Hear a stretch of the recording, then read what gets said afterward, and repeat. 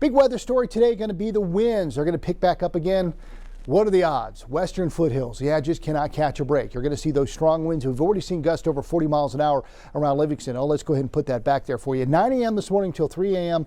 tomorrow morning. Wind advisory for the area. Beartooth foothills, Livingston area, gusts out of the southwest up to 60 miles an hour. Kind of drill down just a bit on this. Livingston tonight, gusts 50 to 60 miles an hour is what we're expecting.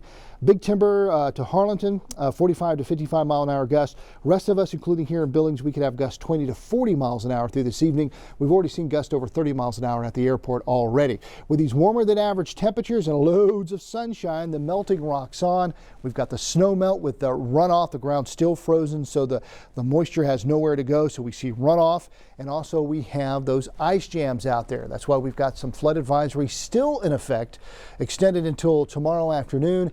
And we also have a flood watch in effect for portions of northeast Montana, including Dawson, Prairie, Richland, and Webo counties in our area. So if you're in these areas and you're flood prone, take care of property, equipment, livestock, take care of yourself.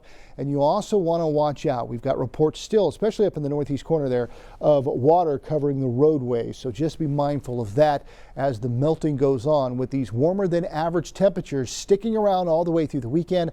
High pressure dominating to keep us dry. Early part of next week, we'll see a cool down with rain and maybe snow.